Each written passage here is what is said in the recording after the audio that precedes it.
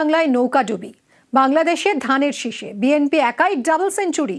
20 বছর পর ক্ষমতায় প্রয়াত খালেদা জিয়ার দল বিএনপি। এবার ঢাকার মসনদে খালেদার ছেলে তারেক রহমান।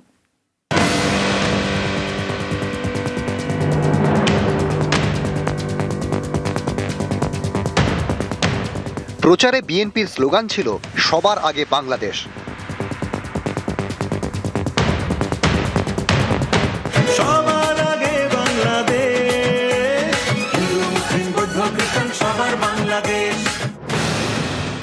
বাংলাদেশ বিএনপিকে রাখল সবার আগে।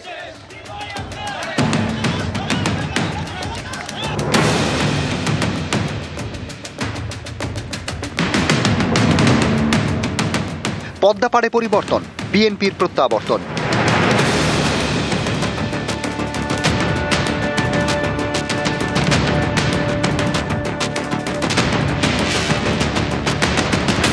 $299 আসনের মধ্যে 212 আসনে জয় বাংলাদেশ জাতীয়তাবাদী পার্টি জোটে।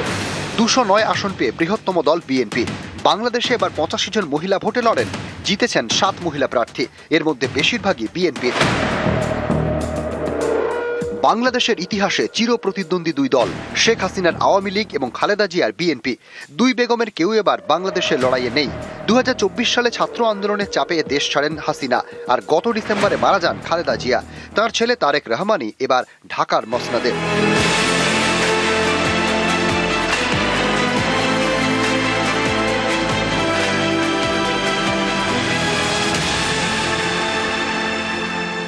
তারেক রহমানকে বাংলায় শুভেচ্ছা জানান প্রধানমন্ত্রী। সোশ্যাল মিডিয়ায় লেখেন, বাংলাদেশে অনুষ্ঠিত সংসদীয় নির্বাচনে বিএনপিকে নির্ণায়ক বিজয়ের অভিমুখে নেতৃত্ব দেওয়ার জন্য জনাব তারেক রহমানকে আন্তরিক অভিনন্দন জানায়। ভারত একটি গণতান্ত্রিক, প্রগতিশীল ও অন্তর্ভুক্তিমূলক বাংলাদেশের পক্ষে তার সমর্থন অব্যাহত রাখবে।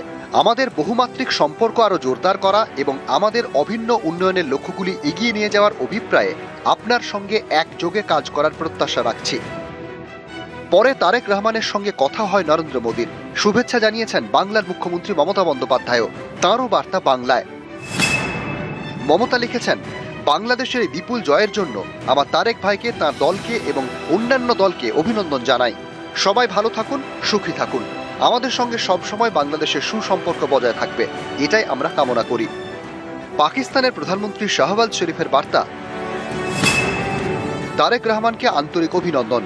নির্বাচন সফলভাবে করার জন্য বাংলাদেশিবাসীকেও শুভেচ্ছা। আমাদের ঐতিহাসিক, ভ্রাতৃত্বপূর্ণ, বহুমুখী দ্বিপাক্ষিক সম্পর্ককে আরও জোরদার করতে এবং দক্ষিণ এশিয়া ও তার বাইরে শান্তি, স্থিতিশীলতা এবং উন্নয়নের লক্ষ্যে কাজ করতে আমরা আগ্রহী। ঢাকায় চীনা দূতাবাসের তরফে বার্তা, বাংলাদেশের জনগণকে অভিনন্দন, বিএনপিকেও শুভেচ্ছা। বাংলাদেশের নতুন সরকারের সঙ্গে যৌথভাবে কাজ করতে এবং দুদেশের সম্পর্কের নতুন অধ্যায় শুরুর অপেক্ষায় আছি। ঢাকায় থাকা আমেরিকার রাষ্ট্রদূত এক্স পোস্টে লিখেছেন, ঐতিহাসিক জয়ের জন্য তারেক রহমান এবং বিএনপিকে শুভেচ্ছা। বাংলাদেশে বিএনপির বাজিমাত, বাংলাদেশে ধানের শীষে।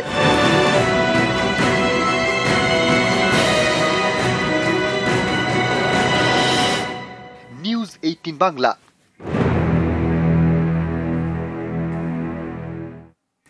বাংলাদেশে বিএনপির জয় জয়কার। প্রধানমন্ত্রী হচ্ছেন তারেক রহমান, নির্বাসন থেকে সিংহাসনে।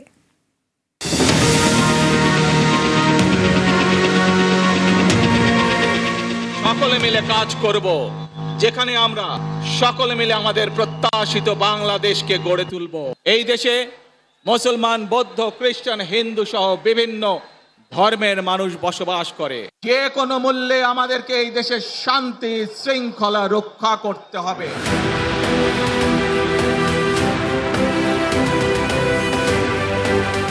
তারেক রহমানের আস্থা বাংলাদেশের। পদ্মাপাড়ে এবার নতুন অধ্যায়।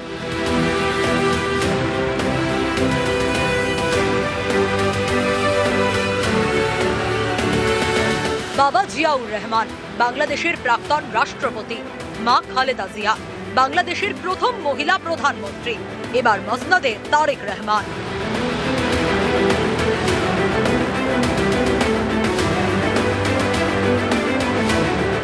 2001 সাল থেকে রাজনীতিতে সক্রিয় তারেক রহমান।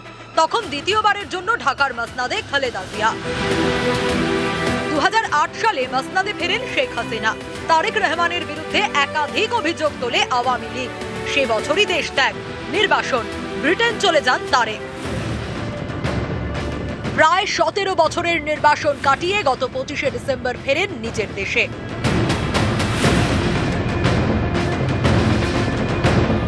বাংলাদেশে তখন তদারকি সরকারের শাসন।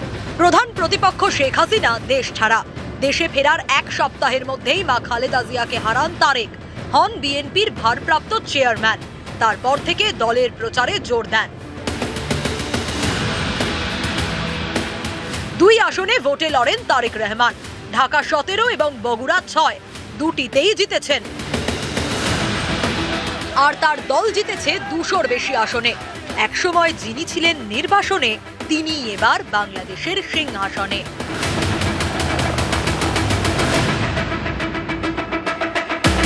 নিউজ 18 বাংলা।